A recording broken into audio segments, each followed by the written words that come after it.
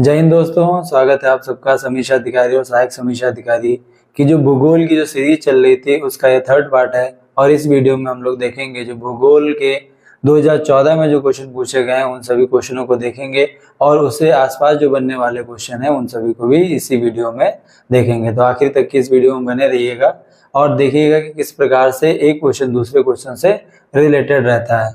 तो हम लोग शुरू करते हैं और देखते हैं कि पहला क्वेश्चन क्या है। कि दिया है कि निम्नलिखित में जो शुष्कता है वो दशा संदर्भित है, यानी एक आ गया है कि जो शुष्कता है वो किससे संदर्भित है। तो उसके बारे में हम लोग देखेंगे कि निम्न ताप से, निम्न उच्च वाष्पन से और अति उच्च ताप से। जो शुष्कता दशा संदर्भित करती है निम्न आर्द्रता से संदर्भित है। और जो आर्द्रता नापी जाती है वो नापी जाती है, अगर इसकी यूनिट लिखी जाए तो यूनिट जो होती है वो होती है ग्राम घन मीटर। तो इसकी जो यूनिट नापी जाती है वो ग्राम घन मीटर में नापी जाती है। आप लोगों को कभी आर्द्रता की यूनिट आ जाए तो उसके लिए ये लिख लीजिएगा। नेक्स्ट क्वेश्चन में हम लोग देखते हैं, दिया है कि क्षेत्रफल के हिसाब से विश्व का दूसरा बृहत्तम महाद्वीप कौन सा है, उसके बारे में बताना है। तो क्षेत्रफल के हिसाब से दूसरा जो महाद्वीप है वो अफ्रीका है, ठीक है। उससे बड़ा और उससे छोटा फर्स्ट नंबर पे कौन है, सेकंड नंबर पे कौन है और उसके बाद में कौन है, इन सब चीजों के बारे में हम लोग देखेंगे। तो अगर ये देखा जाए कि दूसरे नंबर पे जब अफ्रीका है तो फर्स्ट नंबर पे कौन है, तो उसके बारे में हम लोग देखते हैं। तो फर्स्ट नंबर पे आता है अपना एशिया। एशिया जो है वो फर्स्ट नंबर पे आता है। दूसरा नंबर पे आपका जो अफ्रीका इसमें दिया है।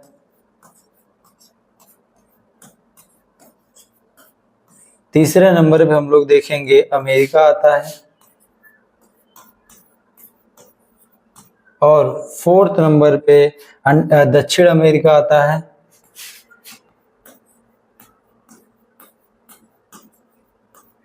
फिफ्थ नंबर पे अंटार्कटिका आता है।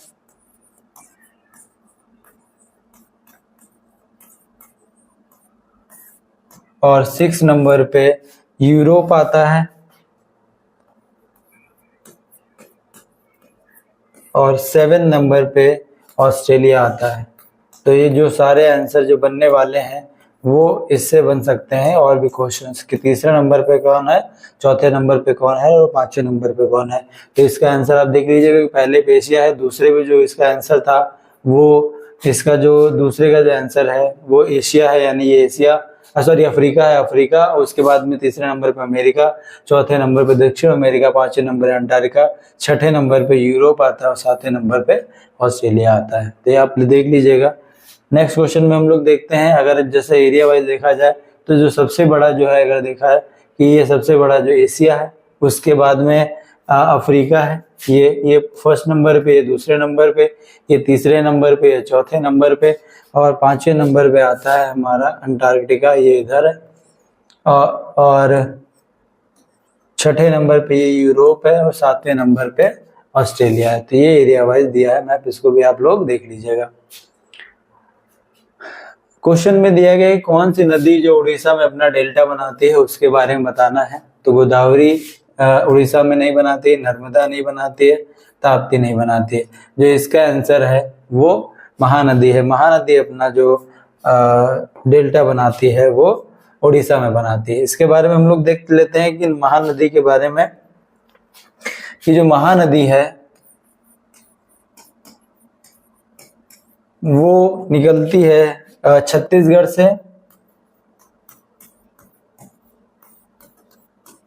छत्तीसगढ़ का जो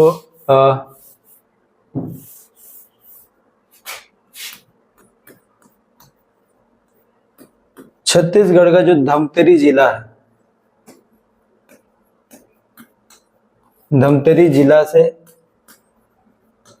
और उसका जो सिहवा पर्वत है वहां से निकलती है। जो सिहवा पर्वत है, पर्वत से निकलती है। और उसका ये कहा जाए कि जब सिहवा पर्वत से निकल कर दक्षिण पूर्व पूर्व की ओर बहती हुई जब वो जाती है बंगाल की खाड़ी में गिरती है, और उसके बाद में अगर इसका कहा जाए कि जब वो गिरती है उससे पहले उड़ीसा में अपना डेल्टा बनाती है। अगर ये कहा जाए कि जो इसकी लंबाई अगर पूछी जाए तो इसकी जो लंबाई है वो लगभग 851 किलोमीटर के आसपास इसकी जो डिस्टेंस नापी जाती है। ठीक है, तो महानदी छत्तीसगढ़ का जो धमतरी जिला है वहां पर सेवा पर्वत से निकल करके दक्षिण पूर्व में बहती हुई उड़ीसा में डेल्टा बना करके बंगाल खाड़ी में गिर जाती है, और महानदी के अगर जो डिस्टेंस जो कवर करती है वो 851 किलोमीटर के आसपास में कवर करती है। नेक्स्ट क्वेश्चन हम लोग देखेंगे, दिया है कि भारत के कितने राज्य समुद्र के किनारे स्थित है, या ये कहा जाए कि कोस्टल एरिया जो है वो लगभग जो है वो कितने हैं। जो कोस्टल एरिया अगर देखा जाए कि भारत का जो मैप है उसमें अगर देखा जाए तो पहला अगर यहाँ पर देखा जाए तो ये गुजरात पड़ता है, दूसरा अगर यहाँ पे देखा जाए तो दूसरे नंबर पे महाराष्ट्र है, तीसरे नंबर पे यहाँ पे गोवा है,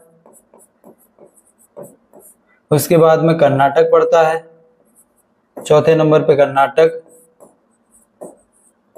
यहाँ पर केरल पड़ता है, ये पांचवें नंबर पे आता है, छठे नंबर पे इधर वाला जो एरिया है वो छठे नंबर पे तमिलनाडु पड़ता है, उसके बाद में यहाँ पर एक एरिया सातवां है वो आंध्र प्रदेश है,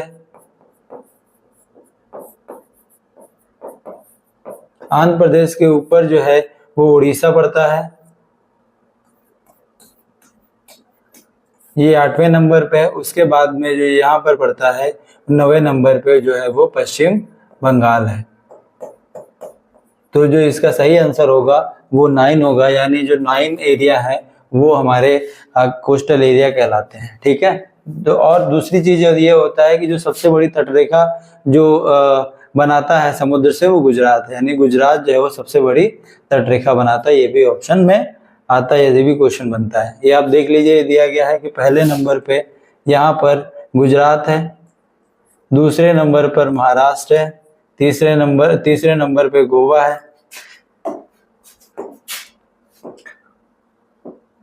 तीसरे नंबर पे ये गोवा है, चौथे नंबर पे कर्नाटक है, पांचवें नंबर पे केरला है, छठे नंबर पे तमिलनाडु है, सातवें नंबर पर आंध्र प्रदेश है, आठवें नंबर पर उड़ीसा है, और 9वें नंबर पर जो है वेस्ट बंगाल है। तो यानी 9 जो है वो राज्य कोस्टल एरिया बनाते हैं। इसको आप देख लीजिएगा।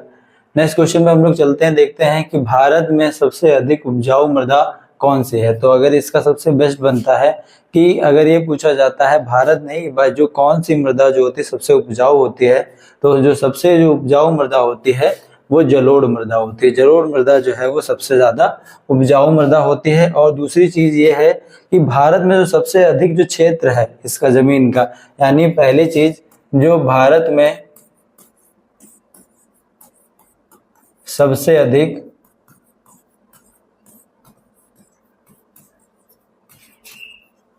जो भूमि होती है या जो क्षेत्र होता है वो जलोढ़ मृदा का ही है क्षेत्र।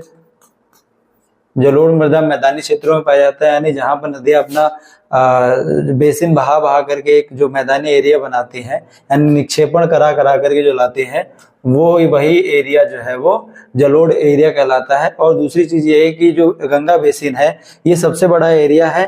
तो ये जो बनता है वो अगर कहा जाए कि दूसरा की जो नदियों के जो निक्षेपण से जो बनता है, नदियों के निक्षेपण से जलोढ़ मृदा का निर्माण होता है। ये आप लोग भी याद रखिएगा, जलोढ़ मृदा का जो निर्माण होता है नदियों के निक्षेपण से होते हैं। नदियां बहुत सारे जो मिर्ला से वो बहा करके लाती हैं, उनसे ही जो जमीन होती है वो उपजाऊ होती है। ठीक, और चीज क्या होता है कि इसमें जो होता है कि थर्ड पॉइंट इसके अंदर कि नाइट्रोजन और फास्फोरस कि इसमें क्या होती है, कमी होती है। नाइट्रोजन और फास्फोरस की कमी होती है, और पोटास और चूना, पोटास और चूना की अधिकता होती है।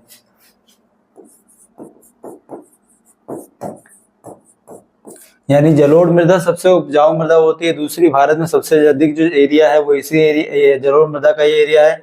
नदियों के निक्षेपण से जलोढ़ मृदा का निर्माण होता है। नाइट्रोजन फास्फोरस की कमी रहती है और पोटास और चूना की अधिकता रहती है।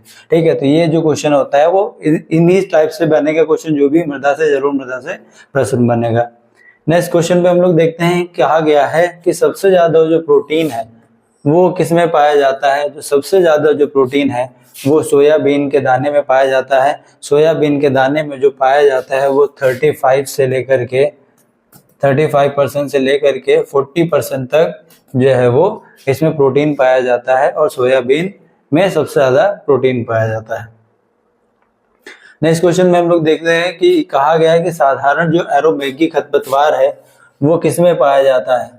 तो जो साधारण खरपतवार एरोमेगी है वो तंबाकू का जो खेती होती है उसमें पाया जाता है, और उसके साथ में कई सारे और ऐसे जो खेती की जाती है जिनकी उनमें भी पाया जाता है। जैसे अगर गेहूं की खेती हो, गेहूं की खेती में भी एक खरपतवार पाई जाती है, और धान की खेती में भी एक इस प्रकार की खरपतवार पाई जाती है, और सरसों का खेत हो उसमें भी इस प्रकार की खरपतवार पाई जाती है, जो क्या करता है, पेड़ों को नुकसान करता है। आप लोग देखिए कि ये इस प्रकार का जो एक घास होती है जो पेड़ों की जो ग्रोथ होती है उनका जो न्यूट्रिशन अपने ऊपर ले लेता है और पेड़ को कमजोर कर देता है। तो ये जो है ये बहुत नुकसानदेह होती है खेती के लिए। तो ये जो कहा जाता है कि जो साधारण एरोमेगी खरपतवार है वो तंबाकू के खेत में पाई जाती है। एरोमेगी खरपतवार है ये परजीवी जो पौधा होता है, इसकी क्वालिटी क्या होती है, परजीवी होता है, यानी दूसरों पे निर्भर रहता है। तो ये क्या करता है, जब परजीवी है दूसरों पे निर्भर रहता है तो यानी दूसरे पेड़ के जो है न्यूट्रिशंस खा करके उसको कमजोर करके अपनी ग्रोथ करता है। अगले नेक्स्ट क्वेश्चन में हम लोग देखेंगे, दिया गया है कि बासमती चावल की रोपाई है तो उपयुक्त बीज दर बतानी है। तो बासमती चावल जो है वो चावल की एक किस्म है जिसमें ये बताया जा रहा है या पूछा जा रहा है कि 1 हेक्टेयर में कितने किलो चावल बोए जाते हैं। तो जो बासमती चावल है वो लगभग 15 से 20 किलोग्राम जो है वो पर हेक्टेयर के आसपास ये बोए जाते हैं। अब इसका जो साइंटिफिक नाम आता है कि इसका जो साइंटिफिक नाम है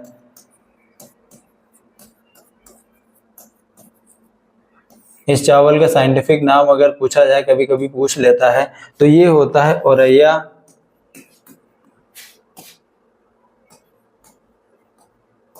ओरेजा सैटिवा। ये इसका साइंटिफिक नाम होता है। अगर ये पूछा जाए कि चावल जो इस टाइप की जो किस्म है यानी बासमती किस्म का जो चावल है उसमें जो भारत सबसे बड़ा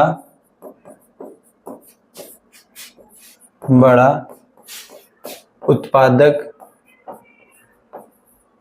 तथा सबसे बड़ा जो निर्यातक है, यानी जब उत्पादन सबसे ज्यादा होगा तो निर्यात भी सबसे ज्यादा होगा। तो यानी जो ये कहा जाए कि जो भारत है वो सबसे बड़ा उत्पादक और निर्यातक है। किस्म का जो बासमती किस्म का चावल होता है इसका जो सबसे बड़ा उत्पादक और निर्यातक भारत है।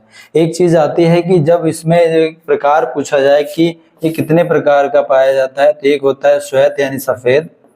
अगर इसका प्रकार पूछा जाए तो ये एक श्वेत प्रकार का होता है, दूसरा होता है ब्राउन राइस यानी दूसरा भूरा।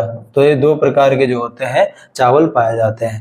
तो जो इसका साइंटिफिक नाम है ओरेजा सैटिवा करके, बासमती किस्म का जो चावल है वो सबसे बड़ा उत्पादक भारत है और निर्यातक भी सबसे ज्यादा भारत है। इसके 2 प्रकार के पाए जाते हैं, श्वेत और भूरे कलर का जो है वो चावल पाए जाते हैं। तो 1 हेक्टेयर में 15 से 20 किलोग्राम चावल बोया जाता है। देखेंगे कहा गया है कि मुद्रा अवमूल्यन का परिणाम क्या होता है। तो इसमें जो मुद्रा अवमूल्यन का जो परिणाम होता है वो देश में जो निर्यातों का बढ़ाना और आयातों का घटाना होता है। मुद्रा अवमूल्यन की यही मीनिंग होती है। अगर इसको देखें डिटेल में कि मुद्रा अवमूल्यन का परिणाम जो होता है वो मुख्य रूप से निर्यात को बढ़ावा देना और दूसरा आयात को कम करना होता है। ठीक है, यह व्यापार संतुलन में जो सुधार लाता है और घरेलू मुद्रा विदेशी मुद्रा को बढ़ाता है। एक अवमूल्यन से देश की मुद्रा मूल्य अन्य मुद्राओं के तुलना में कम हो जाता है, जिससे विदेशी बाजारों का निर्यात अधिक प्रतिस्पर्धा हो जाते हैं। ठीक है, तो अवमूल्यन में जो काम होता है निर्यातों का बढ़ावा करना और आयातों को कम करना, इसका सही आंसर होगा। नेक्स्ट क्वेश्चन में हम लोग देखते हैं कि ह्यूमस क्या है। अगर ह्यूमस जो उदाहरण है वो जैविक कोलाइड का उदाहरण है। जो ह्यूमस जो है वो जैविक कोलाइड का उदाहरण है। जैविक कोलाइड